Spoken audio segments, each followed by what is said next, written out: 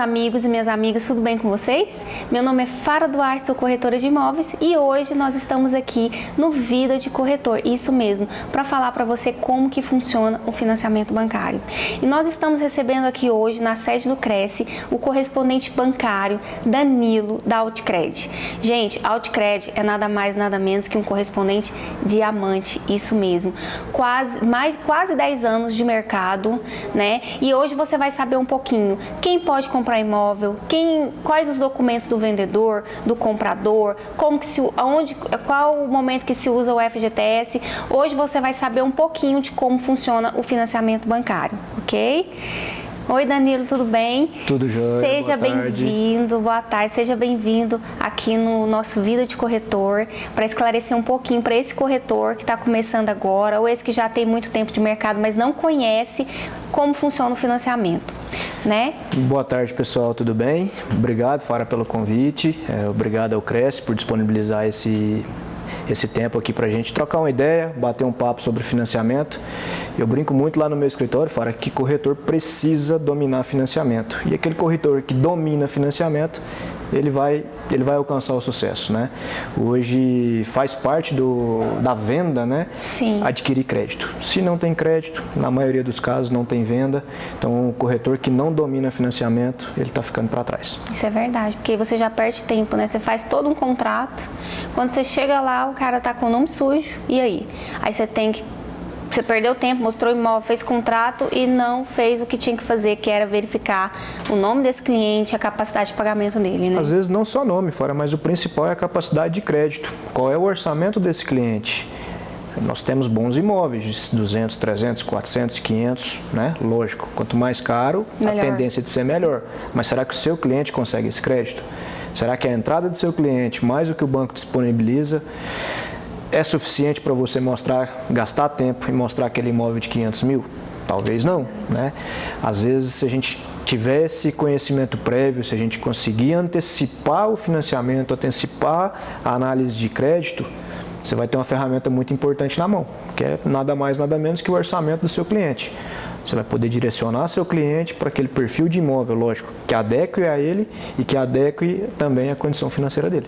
Danilo, qual que é a idade mínima hoje que uma pessoa pode adquirir um financiamento imobiliário? Fora, nós temos, eu vou tratar aqui hoje basicamente do crédito imobiliário com a Caixa, tá? Uhum. Que é meu forte, eu sou correspondente exclusivo. Nós temos basicamente duas travas. Para que trabalhe no correspondente bancário é necessário ter 18 anos, Fora, a idade mínima.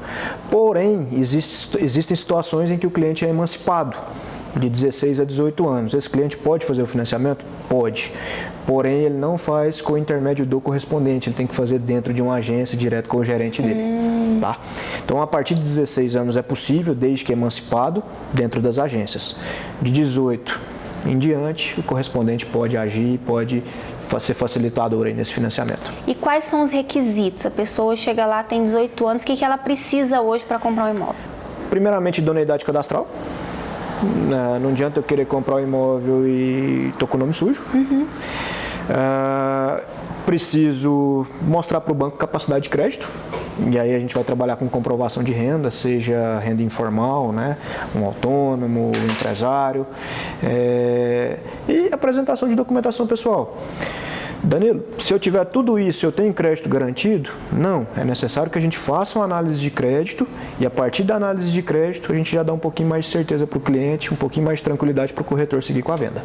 Entendi. E quais são os documentos necessários do vendedor e do imóvel hoje? Vendedor, nós temos dois tipos de venda, né? Você pode estar comprando um imóvel você está podendo vender um imóvel de pessoa física, um imóvel de pessoa jurídica. Pessoa física, documentação pessoal, identidade CPF, comprovante de estado civil, comprovante de endereço e a conta onde o vendedor quer receber, né? Isso é importante. É o mais importante. Se faltar a conta, não dá negócio, tá? Verdade. Então, simples, não tem nada de outro mundo. Algumas situações, dependendo do regime de casamento do vendedor, a gente vai pedir um ou outro documento a mais. Uhum. Mas trato básico como esse, identidade CPF, comprovante de estado civil, comprovante de endereço e a conta onde o cliente quer receber. Sim. Tratando de pessoa física. Tratou de pessoa jurídica, eu vou ter que acrescentar contrato social, certidão da JUSEG e os documentos do representante legal.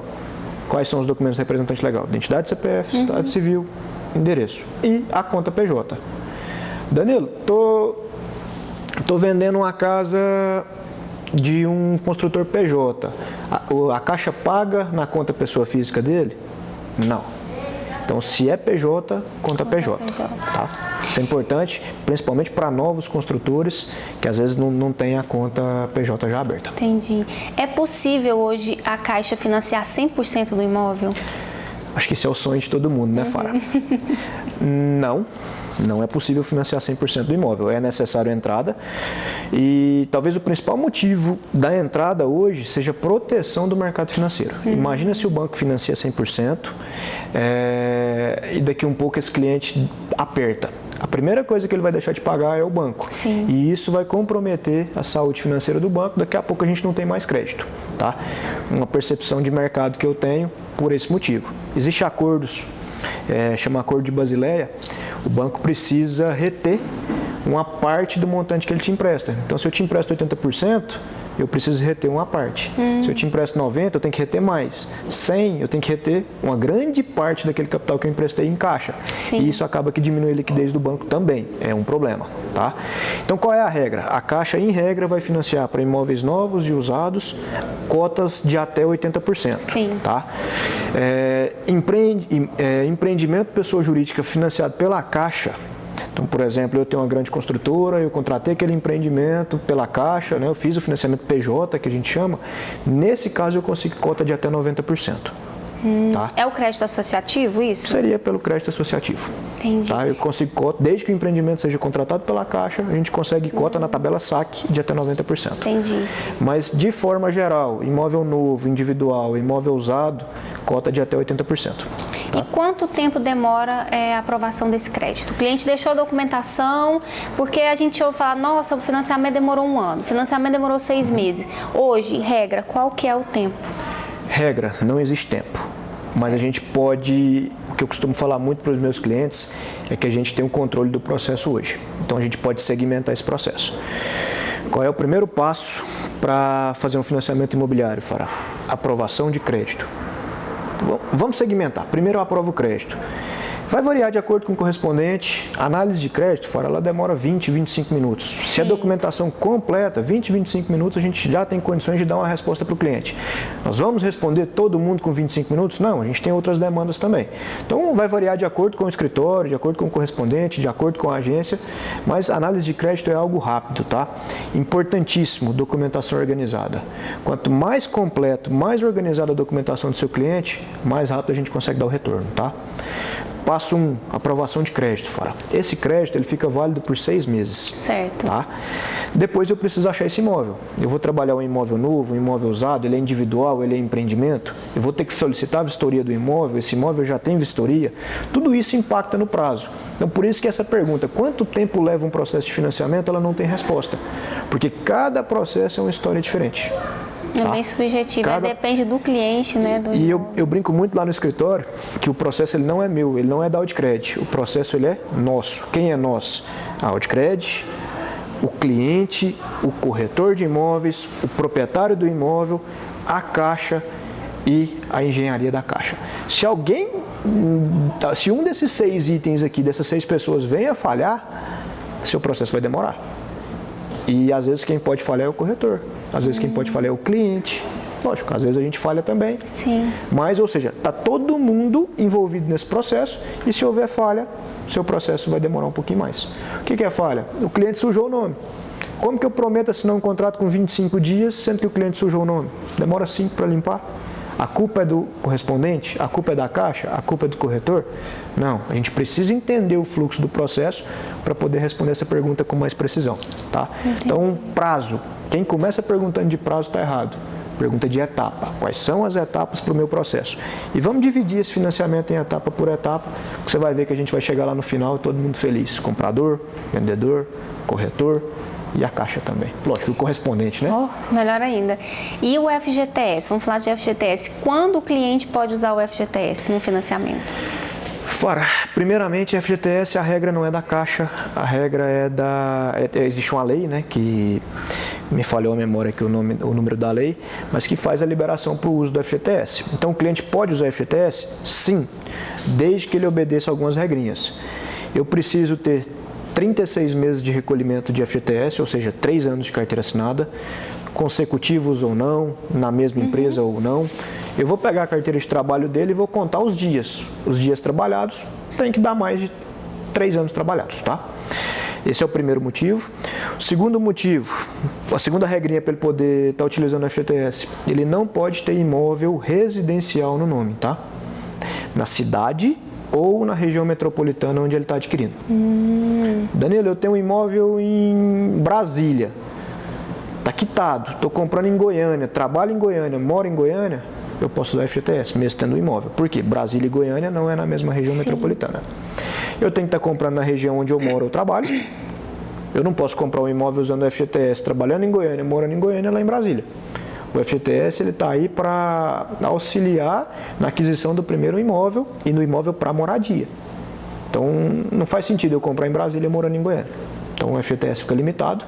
E a última regrinha é que eu não posso ter nenhum financiamento habitacional ativo em lugar nenhum do país. Então, eu tenho um imóvel financiado em Brasília, mudei para Goiânia, trabalho em Goiânia, eu posso usar meu FGTS aqui?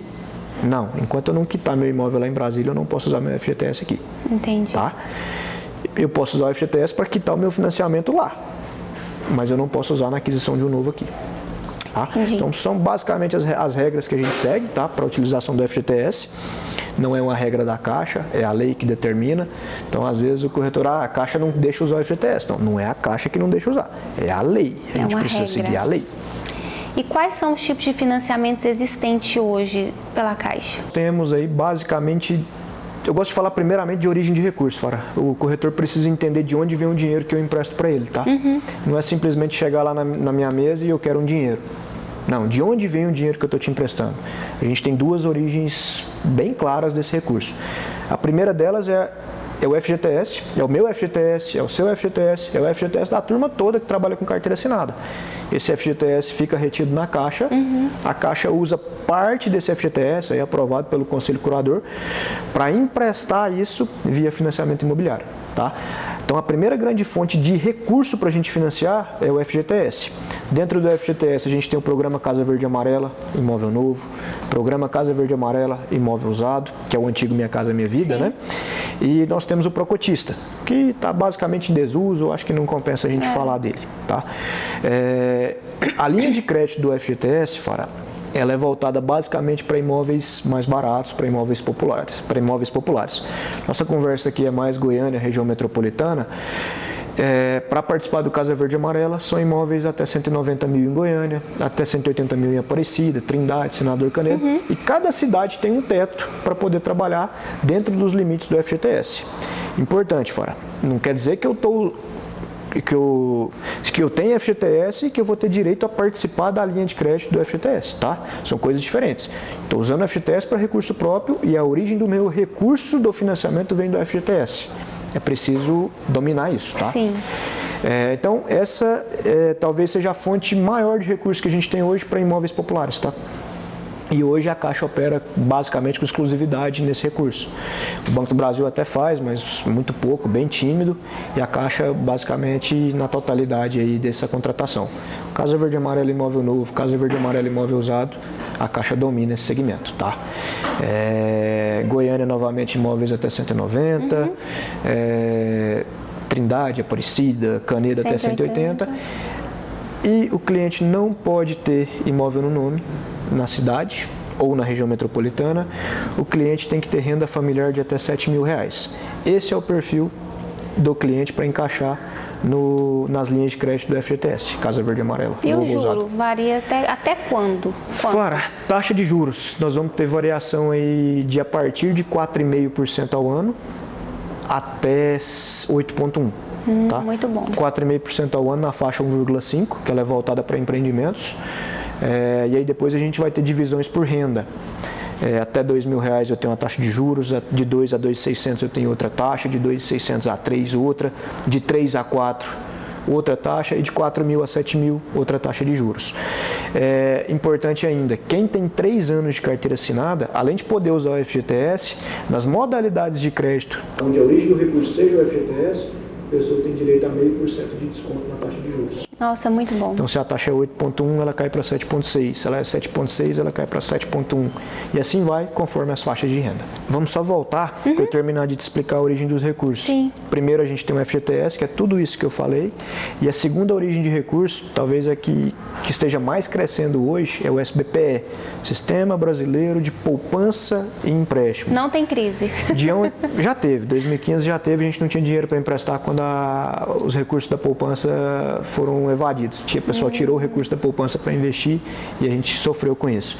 Mas no cenário atual é o que está crescendo, é o que está fomentando o mercado imobiliário.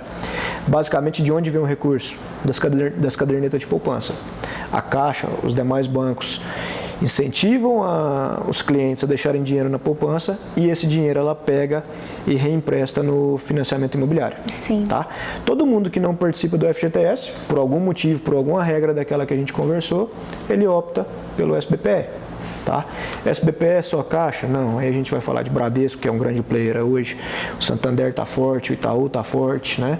E a Caixa, talvez sejam os 4 maiores players do mercado hoje aí no SBPE.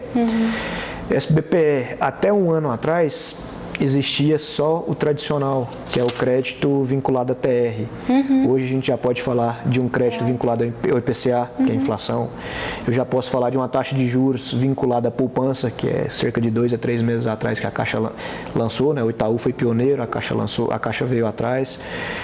A gente tem a modalidade tradicional para aquele público que talvez seja mais avesso ao risco. E eu tenho uma modalidade sem correção nenhuma. Talvez aquele cliente que queira saber do início, da primeira à última parcela, quanto que ele vai pagar, a gente também tem esse acesso. Dentro do FGTS, o que determina a taxa de juros, você me perguntou, é renda. Quanto mais renda eu tenho, né, são as faixas que eu te falei, mais caro é a parcela, mais caro é a taxa de juros. Dentro do SBPE, eu já brinco com meus clientes que quanto mais renda, melhor. O céu é o limite. Porém, o que determina a taxa de juros é relacionamento. Sim. Então, o que é relacionamento? Com o banco, é uma conta corrente, é um cartão de crédito, é um cheque especial, são seguridades, é o débito em conta, a Caixa ainda tem um servidor público, crédito salário. Então, ou seja, quanto mais relacionamento eu tenho com o banco, maior a chance que eu vou ter de conseguir uma taxa menor. Vamos simplificar. Se eu conheço a Fara há muito tempo, eu vou emprestar para ela mais barato porque eu sei que ela não vai me dar problema, eu sei que ela me dá retorno em outros produtos. E assim é o crédito habitacional. Se eu tenho esse relacionamento e a Caixa ainda, a gente brinca que ela é uma mãe, ela dá a intenção de, se a pessoa quiser ter o relacionamento, ela pega de entrada o desconto na taxa de juros. Ainda falando de Caixa, SBPE, financiamentos acima de 300 mil, eu ainda consigo uma customização na taxa de juros. Não é para todos os clientes, mas dependendo do perfil do cliente, quem financiar acima de 300 mil, eu consigo uma taxa menor do que o simulador apresenta. Nossa, então, mais uma bom. possibilidade. E essa customização, Fara, ninguém sabe. Eu vou puxar a sardinha para o meu lado aqui, que às vezes o corretor fala, mas o Bradesco está mais barato que a Caixa. Mas busca saber sobre a taxa customizada, busca saber o que ela pode oferecer para o seu cliente, que aí eu vou conseguir taxa mais em conta, eu vou conseguir mais celeridade no seu processo. E o custo efetivo, né? Que às vezes a pessoa não analisa sobre o custo total efetivo, né? Você tem o custo efetivo total da transação, tem o custo efetivo com o seguro habitacional, tem várias taxas que você precisa comparar. E hoje, assim, o cliente sempre pergunta, corretor também, a entrada, o banco pediu lá, o banco financiou 80% para o cliente, os 20% vão para quem esses 20%? Entrada, ela é repassada para o proprietário do imóvel, tá? O banco é responsável pela parte de financiamento, pela parte de subsídio, se houver, pelo débito do FGTS, mas aquela diferença entre o valor de compra e venda e o valor financiado é responsabilidade do cliente, que ele repassa direto para o proprietário do imóvel.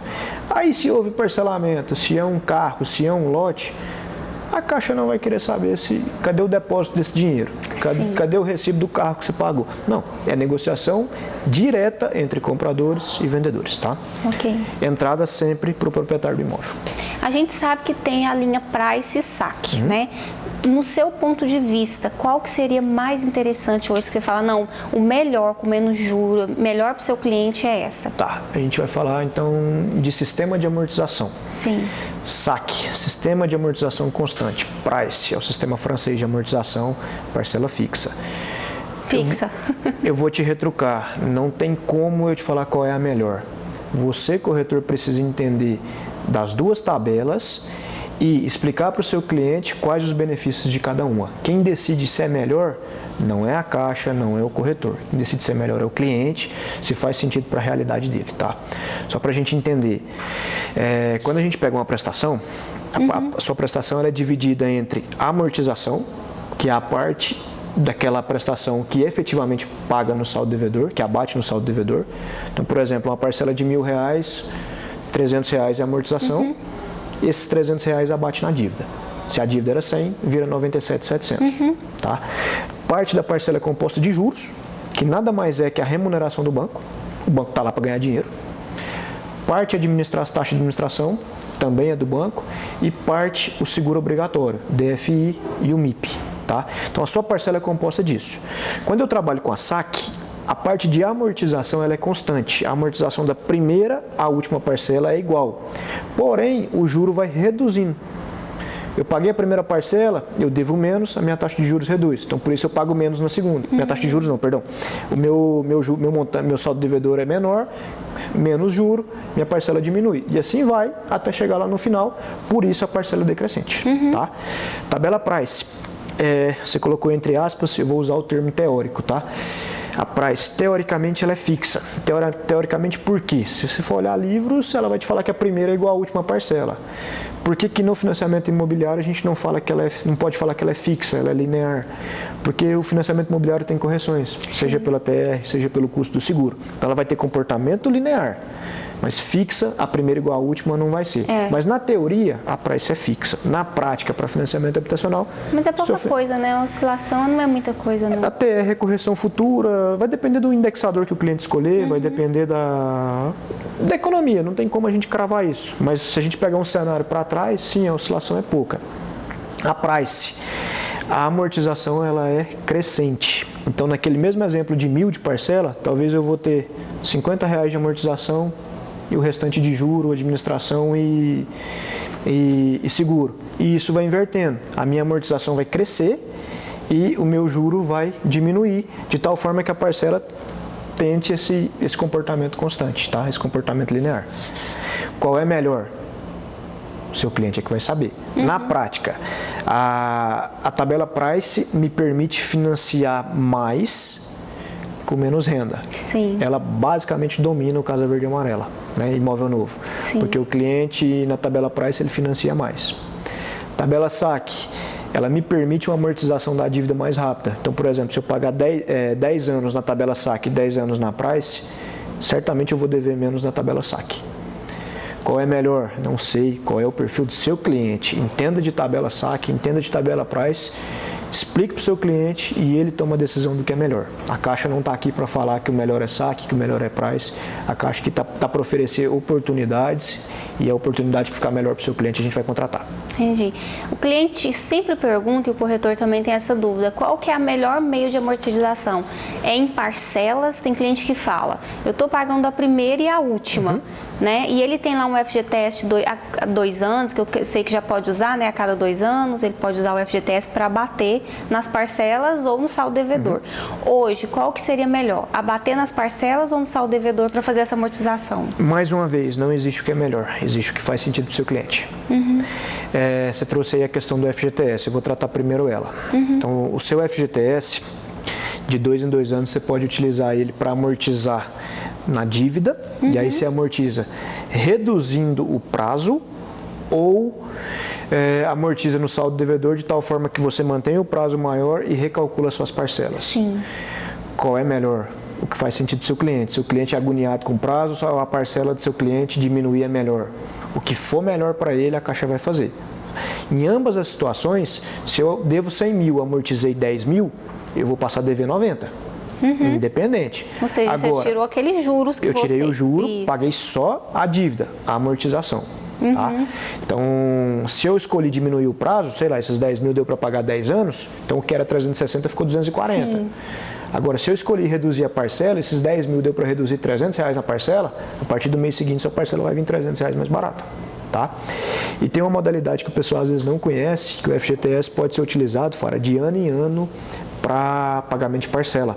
Então, digamos que sua parcela mensal seja R$1.000, sua parcela anual vai ser R$12.000. Sim. Eu posso usar meu FGTS de ano em ano para pagar até 80% da minha parcela anual. Muito bom. Durante um ano, eu vou pagar uma taxa de juros, uma parcela muito barata. Para quem que isso é bom, Fara? Principalmente para aquele cliente que perdeu renda, que diminuiu o salário, está com a parcela apertada. Ele pode usar esse mecanismo para reduzir a parcela, ganhar um fôlego financeiro por um ano e daqui a um ano ele retomar e continuar pagando. É a melhor opção? Aí eu vou opinar, vou falar da minha opinião. Se o cliente estiver realmente apertado, com a corda no pescoço, sim, é a melhor opção. É a melhor opção. Se não, usa de 2 em 2 anos para amortizar no saldo devedor. Eu sempre falo isso com os clientes também. Falamos de amortização com FGTS. E se eu tiver recurso próprio, eu posso amortizar também. Tá? E aí uma grande vantagem da Caixa, que a Caixa não cobra penalidade. Eu posso amortizar a qualquer momento do contrato sem que o banco me cobre nenhuma penalidade por isso. Você não tem nenhuma taxa administrativa, não tem nada. A gente sabe que o mercado, às vezes, ele tem esse pênalti, essa penalidade. A Caixa ela não vai te oferecer isso. Se eu vou quitar lá 100 mil, é 100 mil. Acabou. Tá? Com recurso próprio, eu posso usar para amortizar, da mesma forma que eu usei o FGTS, seja no prazo, para diminuir o prazo, seja para reduzir a parcela. Tá? Certo. Os seguros são obrigatórios? Fara, nós temos 2 seguros que são obrigatórios e eles estão inseridos na parcela, que é o morte e invalidez permanente e o danos físicos ao imóvel, tá? Isso é lei, isso está na legislação lá no SFH, é obrigatório contratar, tá? Por quê? Se acontece algo com o imóvel, aí tem lá a apólice, que depois se a gente quiser numa próxima oportunidade a gente pode detalhar. Se acontecer algo com o imóvel naquele sentido, o DFI vai cobrir. Se acontecer morte ou invalidez permanente dos participantes, a dívida está quitada, né? Aí a dívida é quitada respeitando o percentual de renda da pessoa que faleceu. Ah, entendi. Então, por exemplo, nós dois somos casados, eu tenho 60% da renda, você tem 40% da renda. Se acontece algo comigo, quita 60% do seu financiamento. Não quita tudo, quita, igual todo mundo acha. Não, de acordo com o percentual de renda contratado. Se a renda é 100% minha e você vem a faltar, não quita nada. Se a renda é 100% minha, eu venho a faltar ou eu tenho algum tipo de invalidez permanente, vai quitar 100% do financiamento. O momento é difícil, né? O momento de falecimento, e a gente pode falar isso até trazer para a nossa realidade. Imagina se não tivesse a cobertura securitária nos financiamentos habitacionais. Nossa. Olha o tanto de família desamparada que a gente teria nesse momento. Então é algo obrigatório, é algo que o corretor precisa entender e ajudar na venda, porque é importantíssimo para a saúde do mercado e até para o seu cliente. Danilo, em relação àquelas pessoas que têm doenças crônicas, ela tem algum desconto no financiamento bancário? Tem alguma linha de crédito para essa pessoa? Compara muito com a aquisição de veículo para PCD, mas no financiamento imobiliário não tem essa distinção, tá? Não vou ter uma taxa especial para o portador de necessidade especial, tá? O que a gente pode ter, como é que fala? Aqui é o próprio seguro, se a pessoa já contratou e aconteceu algo dentro daquelas doenças que configuram invalidez permanente, ela pode acionar o seguro, mas não é algo que vai dar desconto para adquirir o imóvel. Os descontos, Fara, a gente tem principalmente nas linhas que o recurso vem do FGTS. Já é subsidiada a taxa de juros, tá? Entendi. E aí não é só para o PNE, é para todo mundo, tá? Aquela taxa de 4,5%, a gente brinca que nem mãe empresta. Realmente, mas ao ano, né, gente? Né? Não é ao mês. Nem funcionário público consegue um empréstimo tão barato. Mas a Caixa empresta. Por quê? Porque é uma linha subsidiada com recursos do FGTS. E aí vale não só para o PNE, mas vale para toda para toda a cadeia de clientes aí que enquadre dentro das condições do FGTS, que a gente já conversou aqui. Eu já ouvi muito essa pergunta. Funcionário público federal tem desconto de 100%, tem direito a financiamento 100% no imóvel? Vamos voltar para aquelas condições do empreendimento. Tá? Se for empreendimento... Crédito associativo. Crédito associativo, a gente tem cota de até 90%. Aonde o servidor público vai levar vantagem? Você lembra que a gente conversou agora há pouco sobre relacionamento? Sim. A menor taxa de juros que o banco, e aí eu estou falando da Caixa, consegue oferecer é para servidor público. Então, o relacionamento máximo que eu tenho, servidor público, crédito, salário na Caixa, conta corrente, cartão de crédito, cheque especial, débito em conta. É onde eu consigo as menores taxas. E se o financiamento for acima de 300 mil, a gente consegue um plus ainda mais. Danilo, qual que é a renda mínima hoje para um cliente adquirir o Minha Casa Verde e Amarela? Casa Verde e Amarela. Fora, não existe resposta para essa pergunta. Qual é a renda mínima? Não. Qual é a renda do seu cliente? Se o seu cliente ganha até R$2.000 e está comprando de um empreendimento, ele pode participar da faixa 1,5. Se ele ganha até R$4.000, ele está participando da faixa 2 do programa. Se ele ganha até 7, ele está participando da faixa 3 do programa. Então eu preciso saber quanto que seu cliente ganha. Com base nisso eu vou fazer uma simulação e enquadrar ele. Aí eu consigo te falar aproximadamente quanto de financiamento, dependendo da tabela, qual o prazo que a gente vai contratar, quanto de subsídio, quanto de entrada ele vai ter que dar. Tá? Então não é quanto o meu cliente tem que ganhar. Vamos inverter essa pergunta, vamos qualificar quanto que seu cliente ganha, é diferente. Com base no tanto que ele ganhar, a gente consegue ofertar produtos aderentes à realidade financeira dele e aderente às regras do programa. Porque quando você faz essa pergunta, quanto que meu cliente tem que ganhar, deixa eu entender que você está tentando trabalhar a renda do seu cliente. E isso não é bem visto, isso não é legal. Então, muita atenção nessa pergunta, vamos mudar o time. Não é qual é a renda mínima, é quanto que ele ganha. Com base em quanto que ele ganha, a gente desenvolve o restante. Entendi. Danilo, e assim, para conhecer mais você, esse corretor, para conhecer mais do seu trabalho, o que é um correspondente hoje? O que o correspondente faz hoje?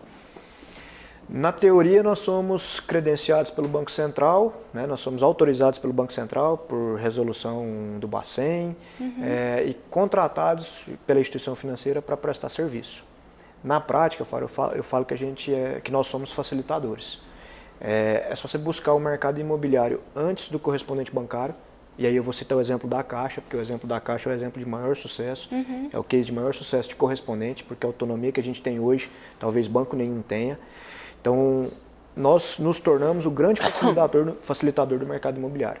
Nós estamos presentes nos estandes de venda, nós atendemos aos sábados, às vezes aos domingos, 10 horas da noite, aonde o banco não chega. Sim. Tá? Pra você ter noção da proporção, Fara, hoje a Caixa estima que de 90% a 95% da concessão do crédito imobiliário seja feita no correspondente bancário.